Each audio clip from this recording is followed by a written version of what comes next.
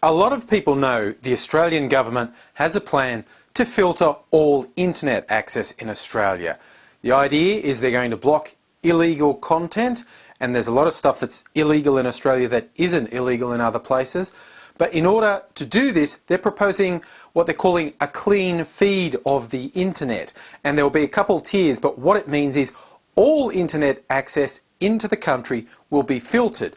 Now, that has two major problems. One is all available technical analysis says it's going to slow down the internet horribly, and we already have rubbish internet compared to most of the rest of the civilised world.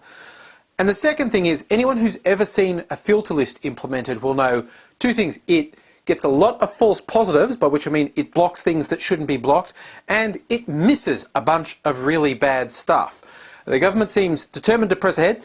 They've lost support they needed in Parliament to get a new law passed.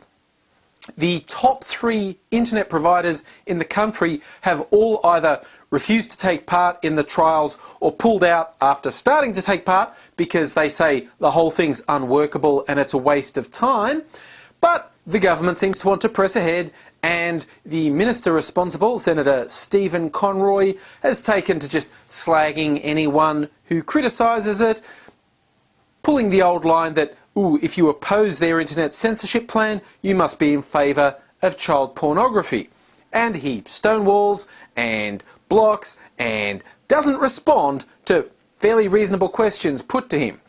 Now, Senator Conroy is actually appearing on a TV show called Q&A, and they take submitted video questions from viewers. So, here's my question for Senator Conroy. What evidence would you need to see to come to the conclusion that the clean feed proposal can't work? In other words, from the trials, what would the results need to be for you to say, this isn't going to work, we need to try another approach? Now, honestly, if he doesn't already have a policy answering this specific question, then he has no right to be sitting there making these sorts of decisions.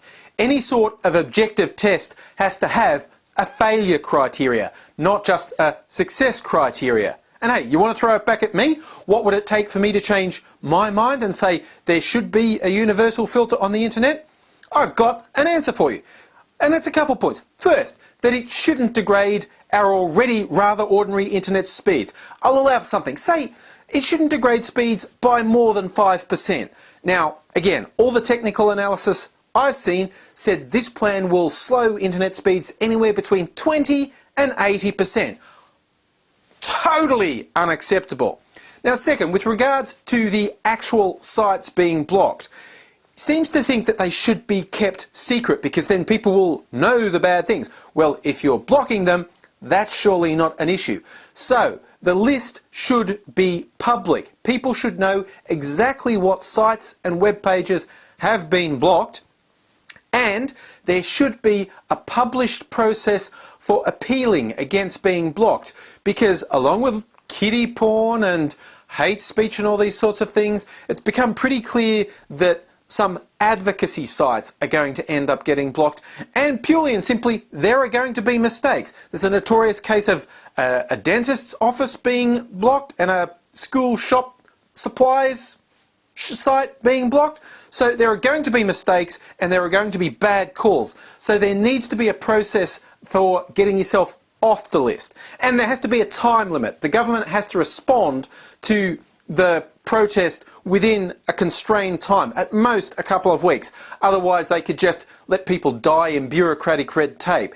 If you're not prepared to stand by the integrity of your list and act promptly when you're proven to be in the wrong, then you need to not introduce your list. Now, I just want to close this by saying I don't go along with some of the conspiracy theories I've heard revolving around this. People saying, ooh, this is part of a big government plan to censor everything, block out stuff they don't like. Ooh, we won't be able to get any free information. I think that's rubbish. I think it's paranoid rubbish. I think the government's proposal actually comes from a principled position. They saw some very bad stuff that the federal police showed them online, and they thought they needed to take this extreme step. I don't want to see the stuff they saw. I really don't. I have friends who work in the field and I know it's bad. It's really, really bad. I don't want anything to do with that content. So don't be saying anything like, I want to access it. Because I don't. But I don't want a ham-fisted, incompetently implemented plan that will fail. It won't block criminal content because they'll just keep putting it up in new locations. They'll send it by email. They'll use FTP sites. They'll use torrents. They'll use dozens of things that you don't know how to block. So it won't work. It will get false positives and it will screw up our internet.